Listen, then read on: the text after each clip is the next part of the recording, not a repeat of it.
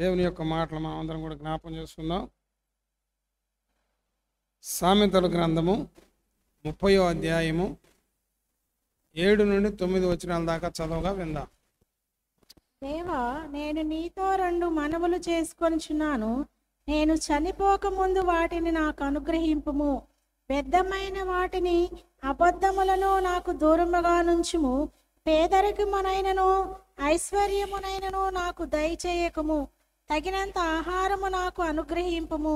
ఎక్కువైన ఎడల నేను కడుపు నిండిన వాడనై నిన్ను విసర్జించి యెహోవా ఎవడని అందునేమో, లేక బేదనై దొంగిలి నా దేవుని నామమును దూషింతునేమో.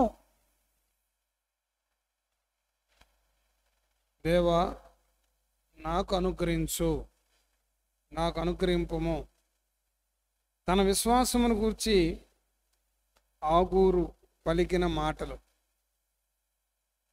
దేవా, వీటిని నాకు అనుగ్రహించు అని ప్రార్థన చేస్తున్నాడు. క్రీస్తునందు ప్రియ దేవుని బిడ్డలారా, అగూరు అతనికి ముందు పూర్వం చరిత్ర లేదు, కానీ అతని ప్రార్థనే ఒక చరిత్ర. అతనికి ముందు చరిత్ర లేదు, కానీ అతని ప్రార్థనే ఒక చరిత్ర. అతడి తండ్రి పేరు మాత్రమే రాయబడి ఉంది. అతడు చేసిన ప్రార్థన, రెండిటిని దూరపరచు, రెండిటిని దయచేయి. రెండిటినేమో దూరపరచు, రెండిటినేమో నాకు దయచేయి అని ప్రార్థన చేశాడు. దేవుని నామ స్తోత్ర. ఒకటి, నాకు దయచేయి. ఏమి దయచేయమని ప్రార్థన చేశాడంటే, తగినంత ఆహారం నాకు అనుగ్రహించు. దయచేయమని చేసిన ప్రార్థనలో మొదటి మాట ఏంటంటే, తగినంత ఆహారం నాకు దయచేయి. నేను చనిపోక మునుపు వాటిని నాకు అనుగ్రహించు అని ప్రార్థన చేస్తున్నాడు. ఇప్పుడు వాళ్ళకి ఎంత తొందరో, రైట్ నౌ, ఇప్పుడే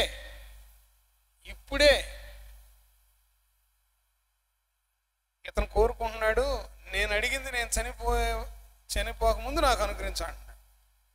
దేవుని నామ స్తోత్ర. అంటే ఎంత ఓర్పుతో దేవుణ్ణి అడుగుతున్నాడో చూడండి. అతను అడిగేవి అతను చనిపోకముందు నాకు అనుగ్రహించు అంటున్నాడు. ఇప్పుడు ప్రార్థనలు ఇప్పుడే అయిపోవాలి, ఇప్పుడే అయిపోయినాయి అన్నట్టు చెబుతారు. అది కరెక్ట్ కాదు.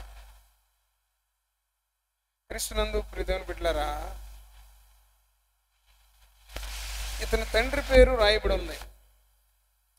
ఇతని తండ్రి పేరు మనము 30వ అధ్యాయము, సామెతల గ్రంథం 30వ అధ్యాయం 1వ వచనంలో,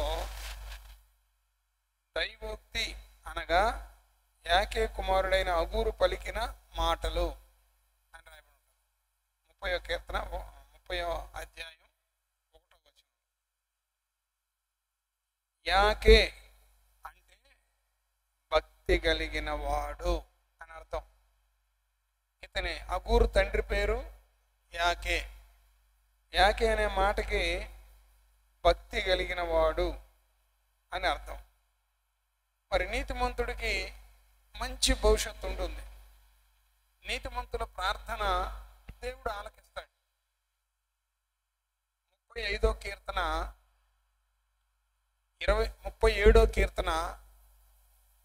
25వ వచనంలో దావీదు గారు ఇలా చెప్తాడు, 70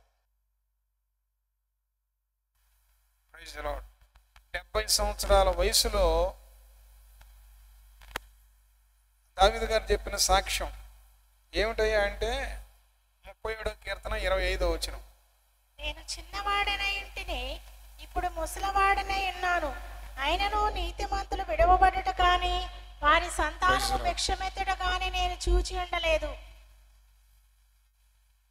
నేను చిన్నవాడినై ఉంటిని, ఇప్పుడు ముసలివాడినై ఉన్నాను. అయినను నీతిమంతులు విడవబోట కానీ వారి సంతానం భిక్షమెత్తుట కానీ నేను చూచి. 70 సంవత్సరాల వయసులో దావీదు గారు చెప్పిన సాక్ష్యం ఇది. నీ నీతిమంతులు విడవబడరు, వారి పిల్లలు భిక్షమెత్తరు. అగూరు చక్కగా ప్రార్థన చేశాడు. అగూరు దేవునికి చక్కగా ప్రార్థన చేశాడు. మనం కూడా చక్కగా దేవునికి ప్రార్థన చేసేటువంటి వారిగా ఉండాలి. పిల్లలకు మనం ఇచ్చే గొప్ప ఆస్తి భక్తి, నీతి, యథార్థత. ఇవి 1000 తరాల దీవెనను తెచ్చిపెడతాయి బిడ్డలకి. మనం సాధారణంగా కన్న ప్రేమ, తల్లిదండ్రులమైన మనం ఏం చేస్తామంటే, మా అబ్బాయికి ఒక పొలం కొనాలి, మా అమ్మాయికి ఒక ఇల్లు కట్టాలి, మా పిల్లలకు ఒక కారు కొనాలి, మా పిల్లలకు బంగారం కొనాలి. తల్లిదండ్రులుగా మనం కష్టపడి బిడ్డలకు సమకూర్చడం తప్పేం కాదు. వాటికంటే బిడ్డలకి భక్తి, యథార్థత, నీతి మనం నేర్పిస్తే 1000 తరాలు వాళ్ళు దీవించబడతారు. ఆ సాక్ష్యాన్ని దావీదయ్య చెప్తున్నాడు. నేను చిన్నవాడిని అయినప్పటి నుంచి చూస్తున్నాను, ఇప్పుడైతే వృద్ధుడైపోయాను. నీతిమంతులు విడవబడుట, వారి సంతానం భిక్షం ఎత్తుట నేను చూడలేదన్నాడు. తప్పట్లు కొట్టినందులో ఒకసారి. నా అనుభవంలో దేవుని యందు భయభక్తులుగా నేనున్నాను. నాతో దేవుని యందు విశ్వాసము, భయం, భక్తి కలిగిన వాళ్ళని నేను గమనిస్తున్నా. దేవుని యందు విశ్వాసం ఉంచిన వారు నీతిమంతులుగా పిలువబడతారు. వారు యథార్థ మార్గంలో నడుస్తారు. అలా జీవించిన వారిని, అలా భక్తి కలిగిన వారిని నేను గమనించా. ఏ కుటుంబం విడవబడలేదు. దేవుణ్ణి ఆరాధించిన నీతిమంతుల బిడ్డలు ఎవరు కూడా భిక్షాటన చెయ్యలేదు. ఆ అవసరం వాళ్ళకి రాలా. దేవుని నామ స్తోత్ర. కనుక మన బిడ్డలకి ఇవి నేర్పించాలి, ఇవి వాళ్ళు పొందుకునేటట్లుగా మనం ప్రార్థించాలి, ఇవి కలిగి ఉండాలని ప్రోత్సహించాలి. దేవుని నామ స్తోత్ర. అగూరు అంటే సమకూర్చువాడు అని అర్థం. యాకే అంటే భక్తి కలిగిన వాడు. తండ్రి పేరు యాకే. యాకే అంటే భక్తి కలిగిన వాడు. అగూరు అంటే సమకూర్చువాడు అని అర్థం, పేరుకి అర్థం. లోకంలో 2 రకాల ప్రజలు ఉంటారు. ఒక రకం చెదరగొట్టేవారు, ఒక రకం సమకూర్చేవాడు. ఈ అగూరు పేరుకు తగినట్టుగా దేవుని సన్నిధికి అనేకుల్ని సమకూర్చేవాడిగా ఉన్నాడు. దేవుని నామ స్తోత్ర. దేవుని సన్నిధికి అనేకులను సమకూర్చేవాడిగా, తన పేరుకు తగినట్టుగా సమకూర్చేవాడిగా ఉన్నాడు. మనం కూడా అనేకులను దేవుని సన్నిధికి త్రిప్పేవారిగా ఉండాలి. ప్రార్థనలో దిద్దుబాటు చాలా అవసరం. ప్రార్థనలో మనం దిద్దుబాటు చేసుకుంటాం చాలా అవసరం. 30వ అధ్యాయము సామెత గ్రంథం 30వ అధ్యాయం 8వ వచనంలో అగూరు ప్రార్థన చేస్తూ అంటాడు, వ్యర్థమైన వాటిని అబద్ధములను నాకు దూరముగా నుంచుము, పేదరికమునైనను ఐశ్వర్యమునైనను నాకు దయచేయకము, తగినంత ఆహారము నాకు అనుగ్రహింపుము. వ్యర్థమైన వాటిని, అబద్ధమును, ఈ రెండింటిని నాకు దూరం చేయ అంటున్నాడు. వ్యర్థమైన దానిని, అబద్ధమును. వ్యర్థమైన మాటలు మనలో ఉండకూడదు. ముసలమ్మ ముచ్చట్లు, వాళ్ళ మీద వీళ్ళ మీద కంప్లైంట్ చెప్పటం, లేని వాటిని కల్పించటం, ఏంటయ్యా ఇలా అన్నావంటే అలా అనుకున్నాను అనడం, ఇవి మనం చేయకూడదు. వ్యర్థమైన వాటిని మనము ఉచ్చరించకూడదు, అబద్ధం మనం కలిగి ఉండకూడదు. అవి వాటిని నాకు దూరం చేయి అంటున్నాడు. వ్యర్థమైన మాటలు అసలు మనకు ఉండకూడదు. దయచేసి గమనించండి. వ్యర్థతను అనుసరించి నడిచేవారు వర్ధిల్లరు. అందుకని మనం ప్రార్థన చేసేటప్పుడు కూడా వ్యర్థమైన మాటలు పలకూడదు. అవసరమైన మాటలే పలకాలి, అవసరమైన మాటలే ప్రార్థన చేయాలి. వ్యర్థమైన వాటిని నాకు దూరము చెయ్యి అంటున్నాడు. సామెత గ్రంథం 28వ అధ్యాయం 19వ వచనాన్ని చదవగా విందాం. తన పొలము సేద్యము చేసుకుని వానికి కడుపు నిండా అన్నము దొరుకును. వ్యర్థమైన వాటిని అనుసరించి వారికి కలుగు పేదరికము ఇంత అంతా కాదు. తన పొలమును సేద్యపరుచుకుని వానికి ఆహారము కడుపు నిండా దొరుకుతాడు. మన హృదయమే పెద్ద పొలం. మన హృదయమే పెద్ద పొలం.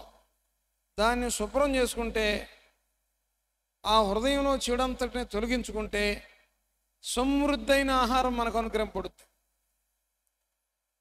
హృదయ శుద్ధి గల వారు ధన్యులు, వారు దేవుణ్ణి. మన హృదయమే పెద్ద పొలం. దాన్ని బాగు చేసుకోవాలి, శుభ్రం చేసుకోవాలి. వ్యర్థతను అనుసరించు వారికి కలిగే పేదరికం అంతా ఇంత కాదంట. వ్యర్థమైన వాటిని అనుసరించే వాళ్ళకి పేదరికం కలుగుద్దాం. వ్యర్థమైన మాటలు చెప్పేవాళ్ళు ఆస్తి పోగొట్టుకుంటారు. వ్యర్థమైన మాటలు చెప్పేవాళ్ళు ఘనతను పోగొట్టుకుంటారు. వ్యర్థమైన మాటలు చెప్పేవాళ్ళు అవమానాన్ని ధరించుకుంటారు. వ్యర్థతను అనుసరించేవారు గాలికి ఎగురు పొట్టులాగా ఎగిరిపోతారు. అందుకని మనలో వ్యర్థమైనది ఉండకూడదు, వ్యర్థమైన ప్రార్థన చేయకూడదు. వ్యర్థమైన మాటలు మనలో ఉండకుండా తీసేసుకోవాలి. అవి మనకి మేలు చేసేవి కావు. సామెతల గ్రంథం 10వ అధ్యాయం 15వ వచనం చూడండి. ధనవంతునికి ఆస్తి వానికి ఆశ్రయ పట్టణము. ఏంటండి? ధనవంతుని ఆస్తి వానికి ఆశ్రయ పట్టణం. దరిద్రుని పేదరికము వానికి నాశనకరము. దరిద్రుని పేదరికం వానికి నాశనము, వానికి నాశనకరము. చూసారా? వ్యర్థతను అనుసరించు వారికి కలుగు పేదరికం అంతా ఎంత కాదు. ఆ పేదరికం అంట వాడిని నాశనం చేసేసుతాడు. పేదరికం వాడిని నాశనం చేస్తాడు. ఎంత ప్రయత్నం చేసినా ఆ పేదరికం అనే గుంటలోంచి వీడి పైకి లేకపోవడం, ఎంతమంది సహాయం చేసినా వీడు బాగుపడడం, ఎంతమంది సహకరించినా కూడా నిలబడటం. కారణం ఏంటంటే అదొక శాపం, అదొక దరిద్రం. కనుక ఎందుకు ఈ దరిద్రం వచ్చుద్ది, ఎందుకు నిలబడలేకపోతున్నాడు, ఎందుకు పోగొట్టుకుంటున్నాడయ్యా అని ఆలోచన చేస్తే ఇతని హృదయంలో వ్యర్థత ఉన్నది. వ్యర్థమైన దాన్ని అనుసరిస్తున్నాడు, అనవసరమైన వాడిని గురించి ధ్యానిస్తున్నాడు. అందుకని ఈ దరిద్రం పోవట్లేదు. కనుక ప్రతివారు అగురు ప్రార్థన చేశాడు, వ్యర్థమైన పలకకుండా వ్యర్థమైన వాటిని నా దగ్గర నుంచి దూరం చేసే అన్నాడు. అవి వెళ్ళిపోతే శాపం వెళ్ళిపోయినట్టే. ఆ వ్యర్థత దూరం అయిపోతే మనకు బాధలన్నీ వదిలిపోయినట్టే. కనుక క్రీస్తునందు ప్రియ దేవుని బిడ్డలారా, వ్యర్థమైన వాటిని మనం మాట్లాడకూడదు, వాటిని అనుసరించకూడదు. ఏమి వ్యర్థమైనవి అంటే మనకు అర్థమయ్యేటట్టు చెప్పాలంటే, వ్యర్థమైనవి ఏంటి అంటే సామెతల గ్రంథం 31వ అధ్యాయం 30వ వచనం చూడండి. అందము మోసకరము, సౌందర్యము వ్యర్థము. యెహోవా యందు భయభక్తులు కలిగిన స్త్రీ కొనియాడబడును. వ్యర్థమైనవి చాలా ఉన్నాయి. మనందరికి అర్థమయ్యే భాషలో మనం జ్ఞాపకం చేసుకోవాలంటే, అందము మోసకరం, సౌందర్యం ఏం చేసుకున్నది, ఎందుకు పనికొచ్చుద్ది కాదండి. సౌందర్యం వ్యర్థం, అందం మోసకరం, సౌందర్యం వ్యర్థం. ఆ వ్యర్థమైన దాన్ని ముందెత్తున పెడతారండి.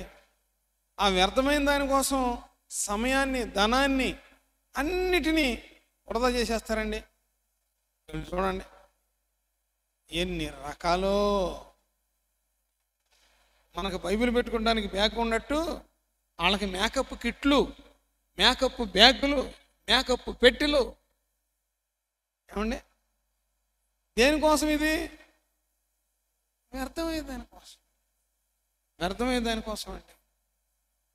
అందం మోసకరం, అట్లని విచిత్రంగా ఉండమని నేను చెప్పట్లా. దేవుడు మనకు సుందరమైన అవయవాలు ఇచ్చాడు. దేవుడిచ్చిన సుందరమైన అవయవాలకి ఎక్కువ సౌందర్యం అక్కర్లేదు.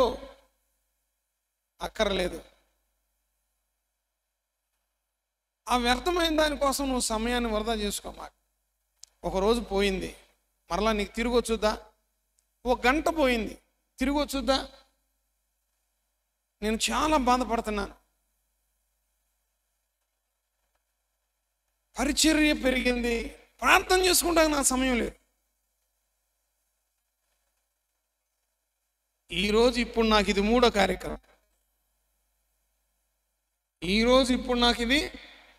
మూడో కార్యక్రమం. సాయంత్రం గుంటూరులో సభ ఉంది. గుంటూరు బ్రాంచ్లో సభలో ఈరోజుతో ఆఖరు. రాత్రికి అక్కడికి వెళ్ళాలి. మరి రేపు కార్యక్రమాలు రేపు ఉన్నాయి, ఎల్లుండి కార్యక్రమాలు ఎల్లుండి. అయితే నాకు కలిగిన ఒక తృప్తి ఏంటంటే దేవుని పనిలోనే ఉన్నాను అనుకుంటున్నాను, కానీ ప్రార్థనకు సమయం ఖచ్చితంగా కేటాయించాల్సిందే. దేవుడి నామ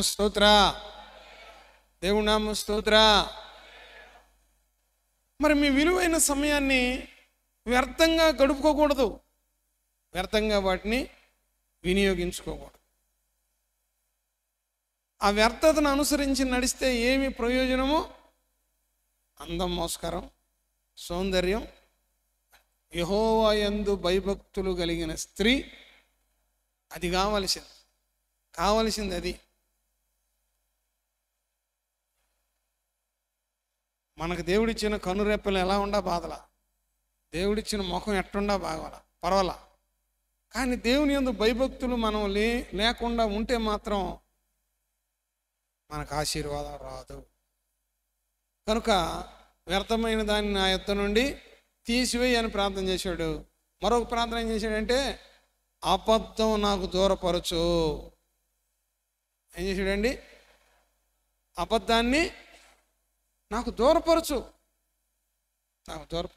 ఇప్పుడు నేను ప్రార్థన చేసుకున్నానని చెబుతున్నానా, చేసుకోలేదని చెబుతున్నానా?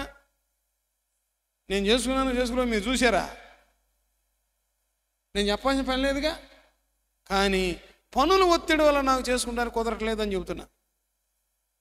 మామూలు ఒత్తిడి కాదు. సో చక్కగా వాక్యం చదువుకోవాలి, ప్రార్థన చేసుకోవాలి.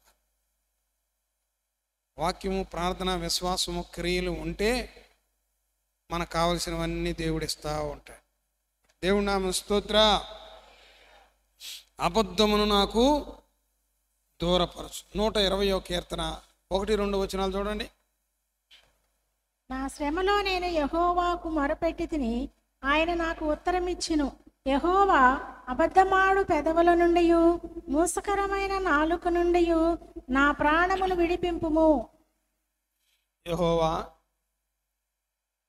అబద్ధములాడు పెదవుల నుండి మోసకరమైన నాలుక నుండి నా ప్రాణమును విడిపింపము. చూసారా? అవి బంధకాల్లో పడేస్తాయి మనని. అబద్ధం మనకు ఉండకూడదు. అబద్ధం మనల్ని బంధించేస్తుంది.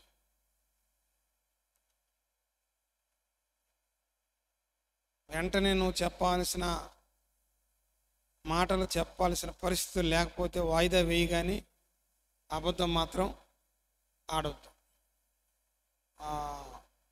వాటిని దూరపరచమని దావీదు కూడా ప్రార్థన చేసుకుంటున్నాడు. నేను అబద్ధం ఆడకూడదు. మరి పొద్దున్నే లేచి మనం కూడా లేవగానే ఈరోజు నేను అబద్ధం ఆడకూడదు. అబద్ధం ఆడితే నేను నీకు దూరం అయిపోతాను, అపవాదికి దగ్గర అయిపోతాను.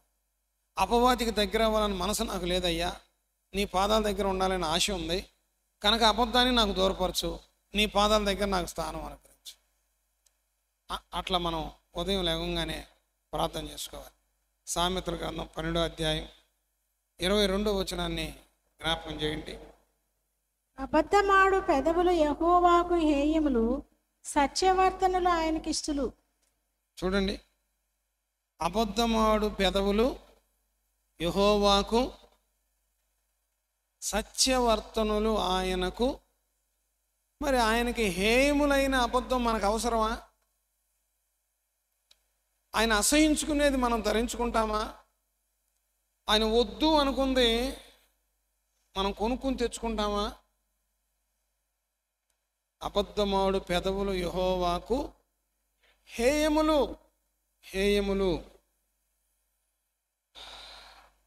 చూడండి, ఇంకా ఘోరమైన మాట ఏంటంటే 101వ కీర్తన 7వ వచనం.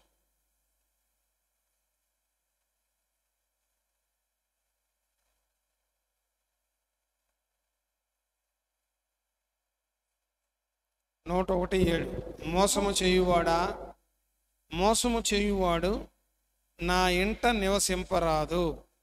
అబద్ధములాడువాడు నా కన్నుల ఎదుట.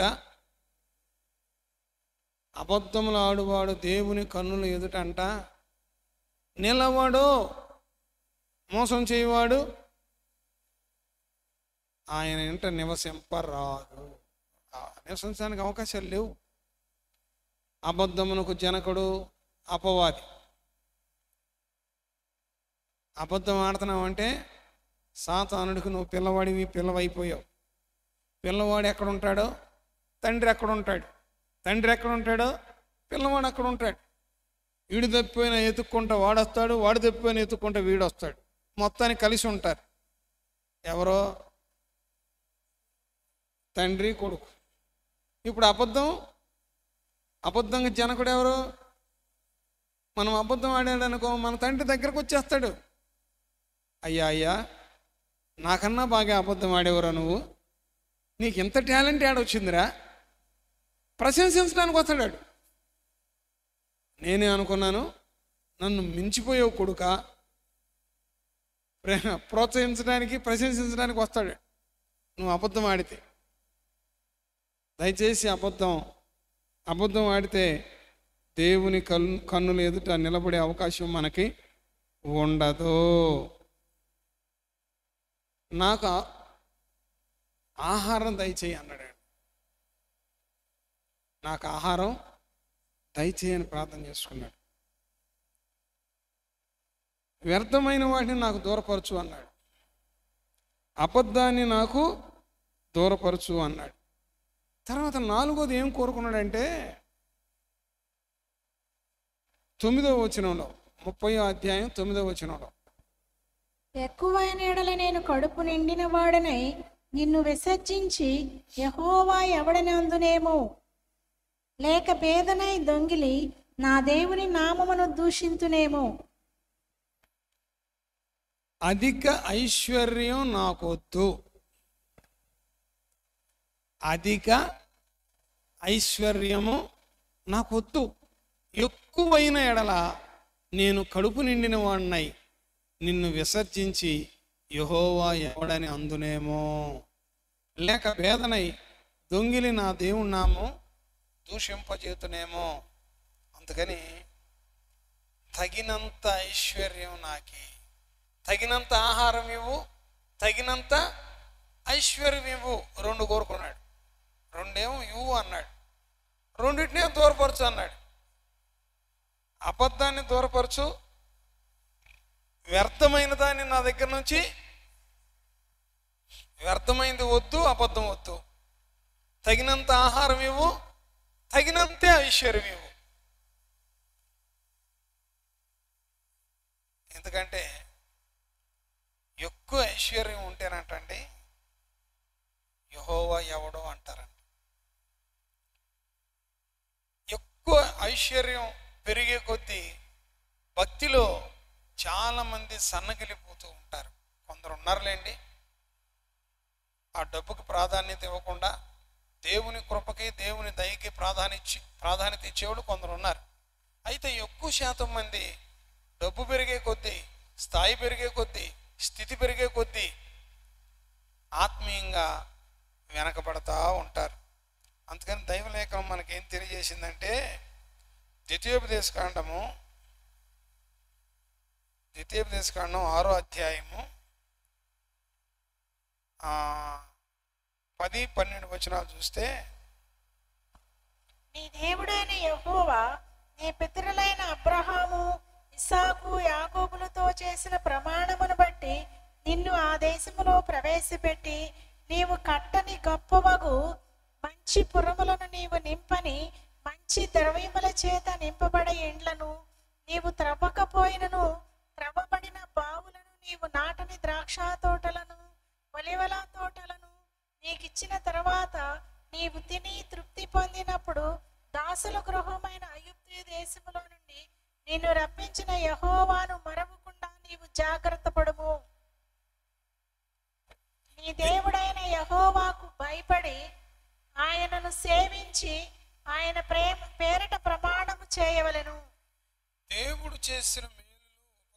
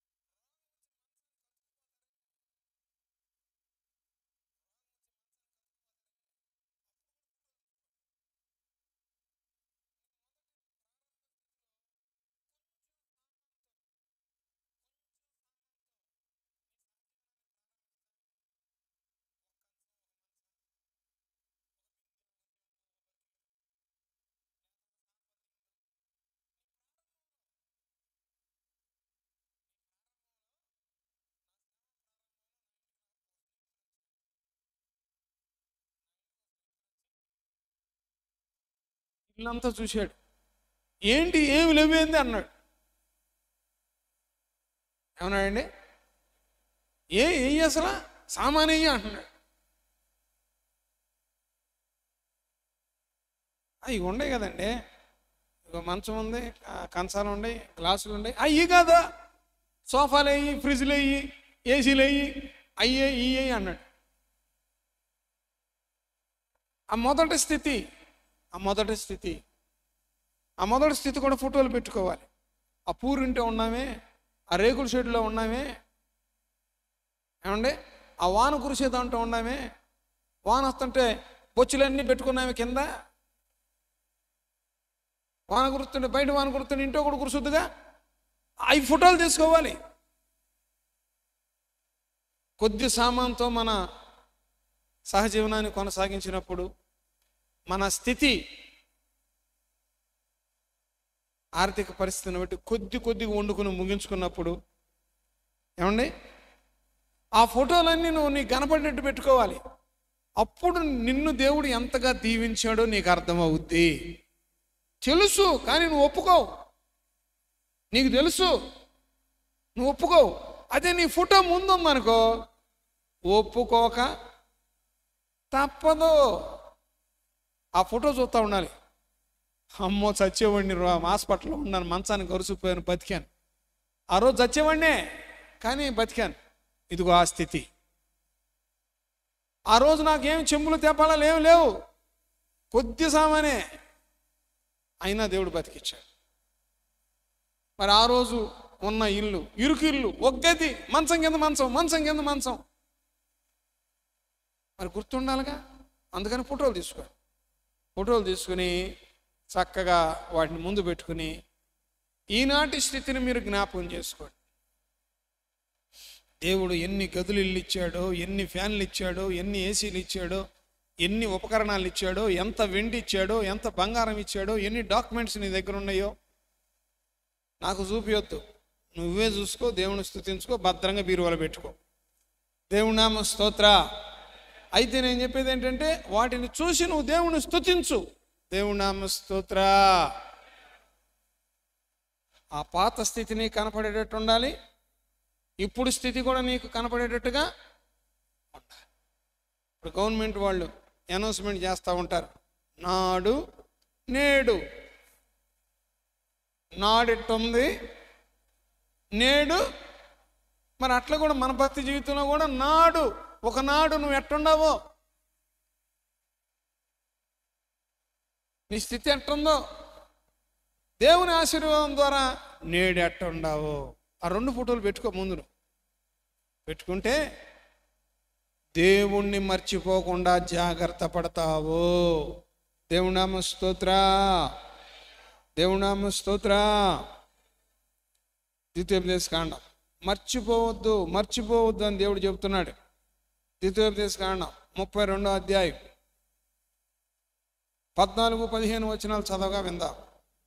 ఆవు మజ్జిగను, గొర్రె మేకల పచ్చిపాలను, గొర్రె పిల్లల క్రొవ్వును, బాషాను పొట్టేళ్లను, మేకలను, గోధుమల మెరికల సారమును నీకిచ్చెను. నీవు త్రాగిన మద్యము, ద్రాక్షల రసము యశూరును క్రొవ్వినవాడై కాలు జాడించెను. నీవు క్రొవ్వి బలిసి మందుడు వైతివి. వాడు తన్ను పుట్టించిన దేవుని విడిచెను, తన రక్షణ శైలమును తృణీకరించెను. చూసారా, దేవుడు అన్ని ఇస్తే కొవ్వి బలిసి కాలు దాడిచ్చాడంటండి. దేవుడు అన్ని ఇచ్చాడంట స్వతంత్రించుకోమని. స్వతంత్రించుకున్న తర్వాత దేవుణ్ణే మర్చిపోయాడు.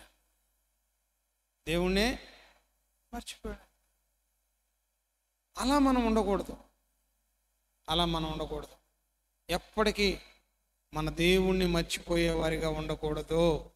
ఎప్పటికీ మన దేవుణ్ణి వెనక పెట్టుకునే వారిగా ఉండకూడదు.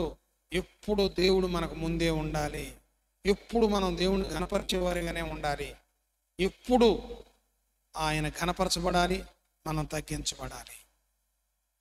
ఈ విధమైన భక్తి విశ్వాసమే మనం కలిగి ఉండాలి.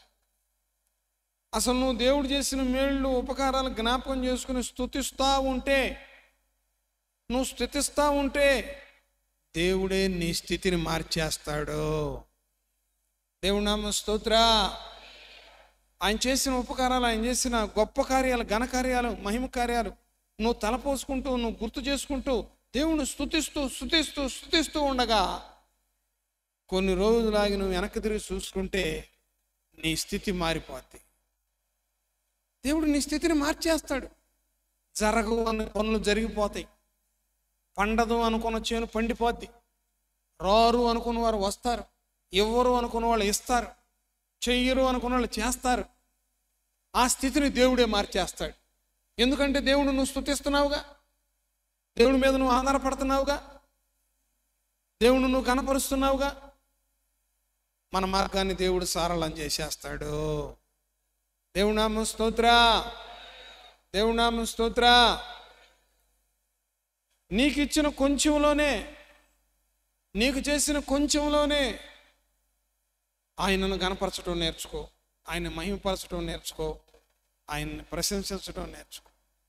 తప్పకుండా నీకు సహాయము ఆయన యొద్ద నుండి నీకు దొరుకుతుంది.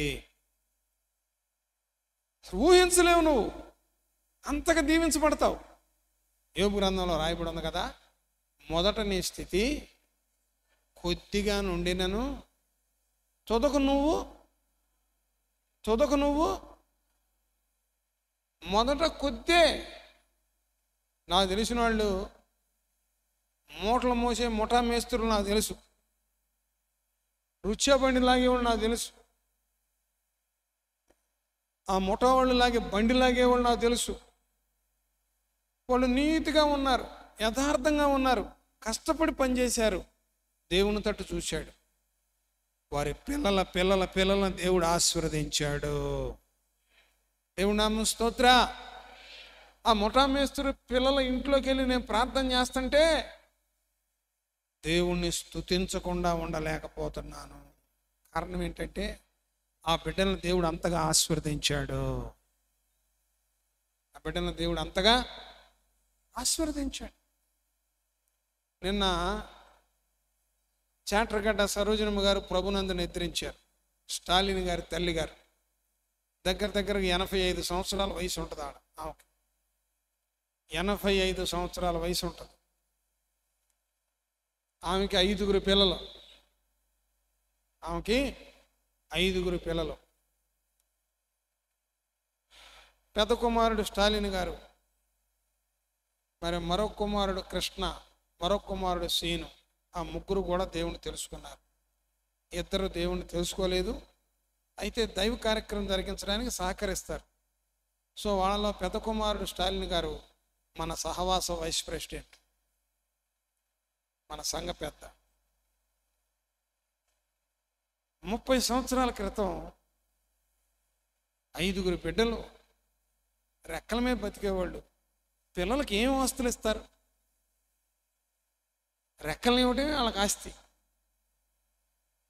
సో మన సంఘ పెద్ద గారు స్టాలిన్ గారు, ఆయనకు 3 పిల్లలు. ఆయనకి 3 పిల్లలు. ఏదో క్లాస్ 4 జాబ్, చిన్న జాబ్, క్లాస్ 4 జాబ్. ఇల్లు లేదు, ఒక గది, ఒక పంచ. 30 సంవత్సరాల క్రితం ఒక్క గది, వీళ్ళిద్దరు, పిల్లలు 3. ఎంతమంది? 360 రోజులు చుట్టాలు వస్తారు ఆ ఇంటికి. ఎన్ని రోజులు అంటే సంవత్సరంలో 1 రోజు కూడా రెస్ట్ ఇవ్వరు పాపం. ఏది? ఒక గది, ఒక పంచలో.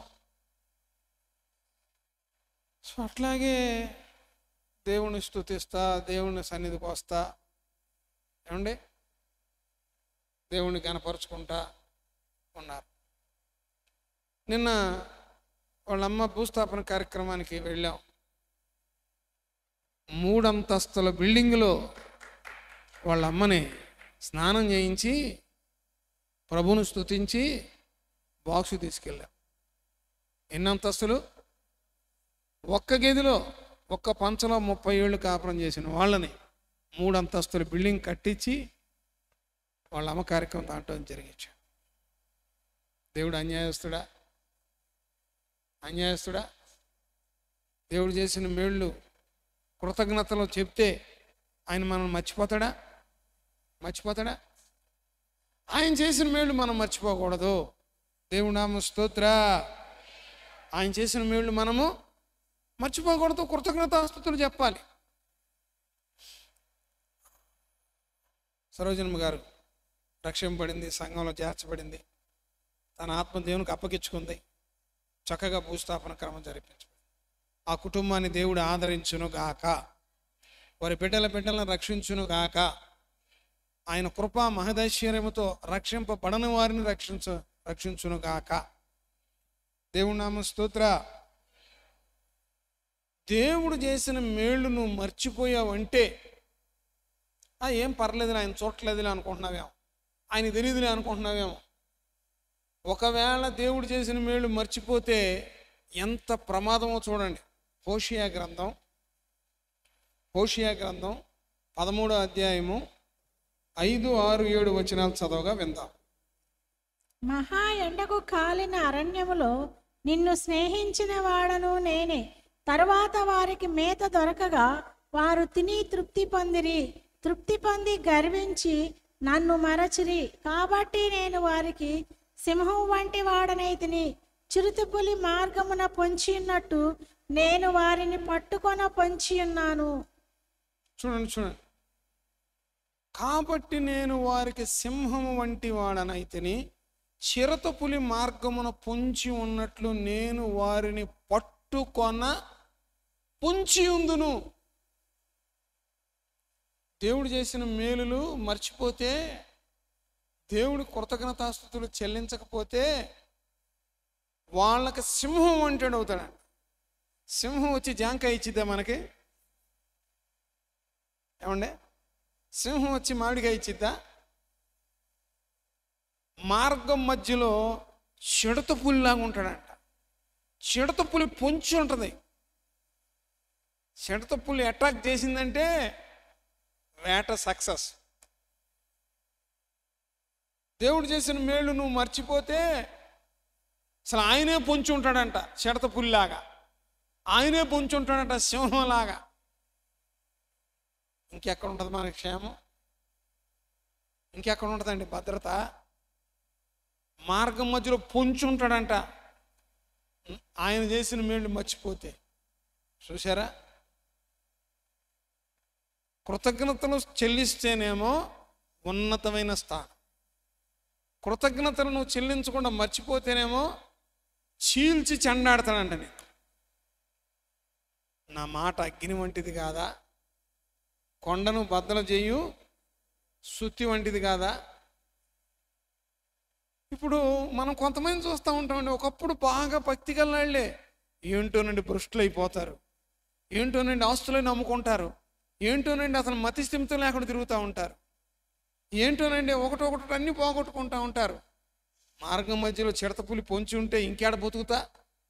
సింహంలాగా ఆయనే ఎదురొస్తే ఇంకేడ నువ్వు బతుకుతా? అసలు వాక్యం చదివే కొద్దీ, ఆ మర్మాల అర్థమయ్యే కొద్దీ భయం ఎక్కువ అవుతుంది. దేవుడి నామ స్తోత్ర. జాగ్రత్తగా ఉండాలి. ఆయన చేసిన మేలులు ఉపకారములు మనం ఎప్పటికీ మర్చి 103వ కీర్తన ఉంటుంది కదా, నా ప్రాణమా యెహోవాను సన్నతించుము, నా ప్రాణమా యెహోవా చేసిన ఉపకారములలో ఎందుకు అన్నాడు అనుకున్నారు? ఆయన ఏందో దావీదు గారెట్టి అన్నాడా అనుకుంటాం మనం. ఆయన ఉపకారాలు మేలులు మర్చిపోతే మార్గంలో సింహంలాగా ఉంటాడంట, పొంచి ఉన్న చిడతపుల్లాగా ఉంటాడంట.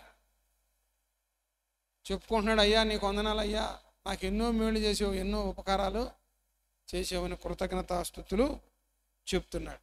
తరువాత అగూరు చేసిన ప్రార్థన ఏంటంటే, పేదరికం నాకు వద్దు. ఏమవుతుంటున్నాడండి? పేదరికం అనేదే నాకు వద్దు. ఎందుకు వద్దంటే, దేవుణ్ణి నమ్ముకున్నాడు, పేదవాడై ఆహారం చాలక దొంగతనం చేశాడు. దేవుని బిడ్డవై ఉండి నువ్వు దొంగతనం చేస్తావా అని ప్రజలందరూ కూడా విమర్శిస్తారు. అంతకని నాకు పేదరికం వద్దు ఏమని ప్రార్థన చేస్తారండి? పేదరికము వద్దు. దేవుణ్ణి నమ్ముకున్నాడంట, ఆఫీసులో దొంగతనం. దేవుణ్ణి నమ్ముకున్నాడంట, ఎట్లా పడితే అట్లా మాట్లాడుతున్నాడు. దేవుణ్ణి నమ్ముకున్నాడంట, క్రమబద్ధమైన జీవితం లేదు. నన్ను బట్టి నీ నామం దూషింపబడకుండా ఉండాలి అంటే నేను పేదవాడిగా ఉండకూడదు. దేవుని నామం స్తోత్ర. నాకు తగినంత ఆహారం ఇవ్వు, పేదవాడిగా నన్ను ఉంచొద్దు. పేదవాడిగా ఉంటే దొంగతనం చేస్తేనేమో ఆకలి, అందుకని నన్ను పేదవాడిగా ఉంచొద్దు. అట్లని నన్ను ఐశ్వర్యవంతుడిగా కూడా చేయొద్దు. పేదవాడిగా ఉంచొద్దు. అత్యధికమైన ఐశ్వర్యం నాకు, తగినంత ఆస్తి, తగినంత ఆహారం నాకు దయచేయి. వ్యర్థమైన దాన్ని నా దగ్గర నుంచి తీసేయి. అబద్ధం నా దగ్గర నుంచి.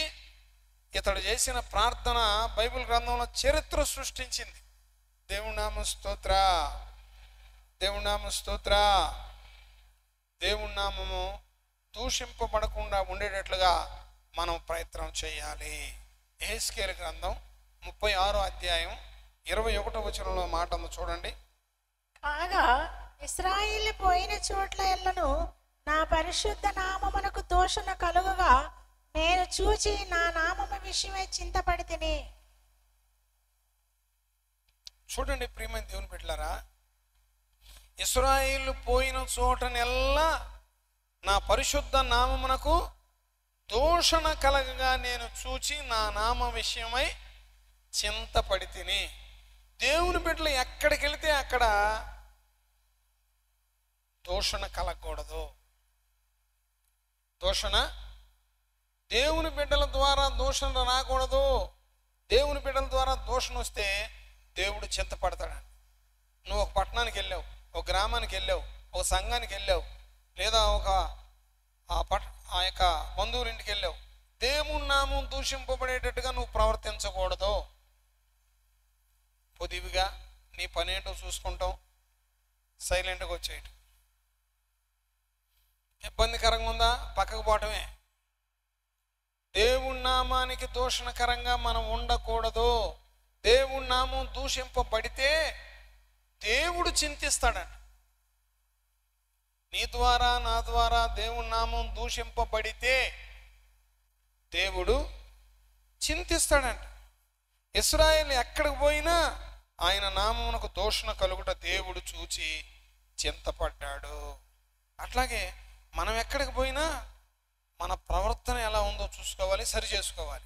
ఎందుకంటే మన మాటను బట్టి, మన నడకను బట్టి దేవుడు బాధపడతాడు. మనల్ని పిలిచిన దేవుడు, మన కొరకు ప్రాణం పెట్టిన దేవుడు, మనల్ని ఆశీర్వదిస్తానని వాగ్దానం చేసిన దేవుడు బాధపడతాడు, చింతపడతాడు. అందుకని నన్ను బట్టి నా దేవుడికి సంతోషం కలగాలి, కానీ నన్ను బట్టి నా దేవుడికి చింత కలగకూడదు. అబద్ధం ఆడకూడదు, మోసం చేయకూడదు. ఉద్యోగం చేస్తున్నావు, ఆఫీసులో నువ్వేమి దొంగతనం చేయకూడదు. కొంతమంది ఆఫీసులో గుండు సూదులు తీసుకొస్తారు, రబ్బర్ బ్యాండ్లు తీసుకొస్తారు, పేపర్లు తీసుకొస్తారు. ఏందయ్యా మీ ఆఫీసులో తెచ్చామంటే ఇదే ఉందండి గుండు పిన్నిస్ లేక.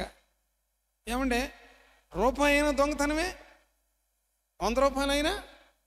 నువ్వు ఆఫీసులో పని చేయటానికి వెళ్ళు, ఆఫీసు పనిలో వాటిని వినియోగించుకో, ఇంటికి ఎందుకు? అట్లాగే మందిరంలో నుండి కూడా దొంగతనం చేస్తారు. ఆ బకెట్లు ఎత్తుకుపోతారు, ఆ బేషన్లు ఎత్తుకుపోతారు. 8 సిలిండర్లు ఎత్తుకుపోయారండి నాయి. అవసరమని తీసుకెళ్తారు. ఏమ్మాయింటి ఇచ్చేసాగా పాస్టర్ గారు అంటారు. ఇత్తే అడిగిపోద్ది రేది. సిలిండర్లు పోయినాయి. స్టీల్ గ్లాసులు అయితే కొన్ని వేలు పోయి ఉంటాయి. పచ్చడి ఎత్తుకుపోతారు, కేసరి ఎత్తుకుపోతారు, మళ్ళీ గ్లాసు తిరిగి రోదిక. బకెట్లు పోయినాయి, పాత్రలు పోయినాయి, బేషన్లు పోయినాయి, సిలిండర్లు పోయినాయి. సింగిల్ గ్యాస్ పోయిలు 2-3 ఉండాలి, ఒకటి కూడా కనపట్లా. మందిరంలో కూడా తీసుకెళ్ళిపోయారు. చెప్పులు అయితే ఇక చెప్పవసరలా. నా మనవి కొత్త చెప్పులు మందిరానికి వేసురా మాకండి. ఎందుకంటే ఇంటి ముందు కుక్క ఉంది జాగ్రత్త అని బోర్డు పెడతారు, మన మందిరానికి పెట్టాలి చెప్పులు దొంగలు ఉండాలి జాగ్రత్త అని. ఏమండి చెప్పులు ఎన్ని పోయినాయి చెప్పడానికి వీలేదు. ఏం చేస్తా పాస్ గారు, నా పోయినాయి అంటే పో నీ దరిద్రం పోయిందిలే అంటాను. అంతగానే ఏం చేస్తాను ఇక. ఇప్పుడు నేను షాప్కి వెళ్ళి కొనిచ్చేదా? ఆడికి వెళ్ళి రావాలంటే ఇప్పుడు 14 కిలోమీటర్లు వెళ్ళి రావాలి. ఆడపోయేది. క్రీస్తునందు ప్రియ దేవుని బిడ్డలారా, ఎక్కడికి పోయినా దేవుని బిడ్డలను బట్టి దేవుడు చింతిస్తున్నాడంట, బాధపడుతున్నాడంట. అట్లా మనం ఉండకూడదు. మన ప్రవర్తన జాగ్రత్తగా ఉండాలి. అవసరమైంది తీసుకెళ్ళావు పని అయిపోగానే తీసుకురావాలి. మనకి ఇక్కడ పెళ్ళిళ్ళు జరుగుతాయి, బకెట్లు తీసుకెళ్తారు. పాస్టర్ గారు నేను పంపిస్తానంటారు. ఇంతే. కంచెల పైన వాళ్ళు తీసుకెళ్ళారు, ఇంతమంది పంపిలా. మొన్న పోయిన వారిలో 5 నగరాలు పెళ్లి చేసుకున్నారు. ఏడా వాళ్ళు తీసుకెళ్ళారు బకెట్లు, ఇంకా రాలా. వస్తాయని అని కూడా నేను అనుకోవట్లా. ఈ పోతే చూసారా పాస్టర్ గారు బొచ్చి కూడా ఇలేదు అంటారు. ఇస్తే అవి వెనక్కి తిరిగి మళ్ళీ అడిగామనుకో, పాస్టర్ గారు బొచ్చి కూడా అడగాల, బకెట్ కూడా అడగాల, మేము తేమా మరి తెచ్చుడు. ఇన్ని రోజులు అండి. ఆ కంచెల పైన వాళ్ళ పెళ్ళి ఎన్ని నెలలు అయింది, రాలా బొచ్చులు. పోయిన వారం 5 నగరాలు ఇళ్ళు ఎత్తుకెళ్ళారు బకెట్లు. స్తోత్రం. నా దరిద్రం పోయింది అనుకుంటాను నేను. అవి రావు, నాకు తెలుసుగా. క్రీస్తునందు ప్రియ దేవుని బిడ్డలారా, అట్లా అవమానకరంగా ఉండకూడదు. ఖర్చు పెట్టేసాడు ఖర్చు పెట్టాలి, దోసుకునేసాడు దోసుకోవాలి. లేనిపోయిన దరిద్రం మన ఇంటికి తెచ్చుకోకూడదు. దేవునికి అవమానకరంగా మనం ప్రవర్తించకూడదు. సాతానుడు ఇట్లా ప్రవర్తిస్తుంటే సాతానుడు దేవుని దగ్గరికి వెళ్ళి మన మీద కంప్లైంట్ చేస్తాడు. వీళ్ళు పెద్ద భక్తులు అంటున్నావుగా, వీళ్ళు పెద్ద నీ శిష్యులు అంటున్నావుగా, బకెట్లు ఎత్తిపోయారు, గ్లాసులు ఎత్తిపోయారు, ఆ సాపలు ఎత్తిపోయారు, దిండ్లు ఎత్తిపోయారు, దొంగలు వీళ్ళు, పెద్ద నా భక్తులు అంటున్నావు, నా బిడ్డలు అంటున్నావు అని దేవుని దగ్గర ఆడేం చెప్తాడు? కంప్లైంట్ చేస్తాడు. నా పిల్లలు అంటున్నావే, నీ పిల్లలు ఎక్కువ మంది దొంగ రకాలు ఉన్నారు, నీ పిల్లల్లో ఎక్కువ మంది మోసగాళ్ళు ఉన్నారు, నీ పిల్లల్లో ఎక్కువ మంది నీ నామానికి అవమానం కలగజేసేవాడు. చూడు నువ్వు మర్చిపోతావు, వీడు చూడు తొందర చూడు. సాతానుగాడు వెళ్ళి మనల్ని చూపించి మరీ చెబుతాడు. అది మనకు ఆశీర్వాదమా? సాతాను మన మీద కంప్లైంట్ చెబుతూ ఉంటాడు.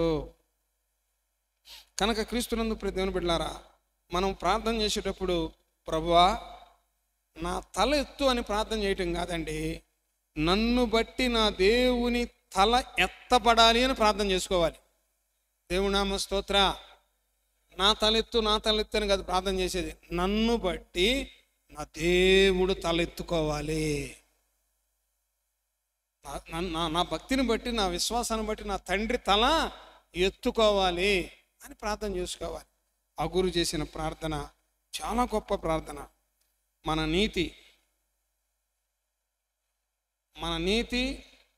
నీతి బ్రతుకు ప్రజల్ని ప్రభావితులు చేస్తుంది. మనం నీతిగా బ్రతికితే ప్రజలు కూడా మారి దేవుని సన్నిధికి వస్తారు. మనమే అబద్ధాలు ఆడుతుంటే, మనమే పోట్లాడుతుంటే, మనమే దొంగతనం చేస్తుంటే, మనమే మాట మారుస్తుంటే ప్రజలేం ప్రభావితులు అవుతారు? ఆలోచన చేయి. దేవునికి మహిమకరంగా జీవించుదుముగాక. అగూరు తన బ్రతుకు ద్వారా, తన ప్రార్థన ద్వారా దేవుని యొద్దకి అనేకుల్ని సమకూర్చాడు. దేవుని నామ స్తోత్ర. తన నీతి ద్వారా, తన భక్తి ద్వారా, తన ప్రార్థన ద్వారా దేవుని సన్నిధికి అనేకుల్ని సమకూర్చాడు. మరి అదేవిధంగా మనం కూడా చక్కగా విశ్వాసముతో అగూరు పలికినట్టుగా, విశ్వాసముతో అగూరు ప్రార్థన చేసినట్టుగా మనం కూడా చక్కగా ప్రార్థన చేసి మాదిరికరమైన జీవితాన్ని జీవించిన యెడల మనల్ని, మన కుటుంబాన్ని, మన తరాలని, మన పరిచర్యని దేవుడు ఆశీర్వదింపజేస్తాడని మనవి చేస్తూ దేవుని మాటలు ముగిస్తున్నాను. తండ్రి అయిన దేవుడు ఆయన అమూల్యమైన మాటలు మనందరి హృదయాల్లో నీరుగట్టి ఫలింపచేయును గాక. ప్రార్థన చేసుకుందాం. లైవ్లో ఉండక వాళ్ళ కోసం ప్రార్థన చేస్తాను. కళ్ళు మూసుకోండి. మమ్మల్ని మిక్కిలిగా ప్రేమించిన మా పరలోక తండ్రి, సకలాశీర్వాదం కారణభూతుడా, అడుగుడి మీకు ఇవ్వమని అన్నావు, వెతకుడి దొరుకుడు అన్నావు, తట్టుడి తీయబడి అన్నావు. మార్గదర్శకుడు నీవే, మహిమా స్వరూపివి నీవే, సత్యస్వరూపివి నీవే, కనుడు నీవే, ప్రియుడు నీవే. నాయనా తగినంత మాకు దయచేయి నాయన. ఎక్కువైన ఎడల యెహోవా ఎవడా అంటానేమో, లేక బేదనై దొంగిలి నా దేవుని నామాన్ని దూషణ పాలు చేస్తానేమో. ప్రభువా, నీకు మహిమకరంగా నా ప్రవర్తన ఉండాలి. నీ యందు భయభక్తులు కలిగిన విశ్వాసం నాకు ఉండాలి. అయ్యా నీ మాట వినాలి, నీకు లోబడాలి, నీకు భయపడాలి, నీ చిత్తానుసారంగా నేను నడవాలి. అట్టి కృప దయచేయి. ఎందరు బలహీనలు ఉన్నారో బలపరచండి, ఎందరు నిరాశ నిస్పృహలో ఉన్నారో వారిని ధైర్యపరచండి. అయ్యా, ఎందరు నాయన చెప్పుకోలేని సమస్యల్లో ఉన్నారో వారికి సహాయం చేయండి. మీ ఆదరణ, సమాధాన, దీవెన, ఆశీర్వాదాలు అనుగ్రహించండి. అయ్యా, దర్శన స్వరం అనే ఈ కార్యక్రమాన్ని ప్రత్యక్ష ప్రసారాలుగా చూస్తున్న లైవ్లో మీ మాటలు వింటున్న ప్రతి కుటుంబాన్ని దీవించండి నాయన. వారి స్థితిని మార్చండి, వారిని బలపరచండి, వారిని ధైర్యపరచండి. మీ వాక్య వెలుగులో నడిపించండి. సంఘ సరిహద్దులను విశాలపరచండి. బిడ్డల చదువుల్లో, ఉద్యోగాల్లో, పరిశుద్ధ వివాహ క్రమాల్లో జ్ఞాపకం చేసుకోండి. వాక్య వెలుగులో నడిపించండి. మీ దివ్యమైన ఆశీస్సులు మా అందరికీ దయచేయమని యేసుక్రీస్తు వారి దివ్య నామమున బ్రతిలాడి వేడుకొని పొంది ఉన్నాము తండ్రి. లైవ్లో దేవుని మాటలు వింటున్న ప్రతి కుటుంబానికి ఇమానియేల్ ప్రార్థన పక్షంగా నా హృదయపూర్వక వందనాలు. దేవుడు మనల్ని దీవించును గాక.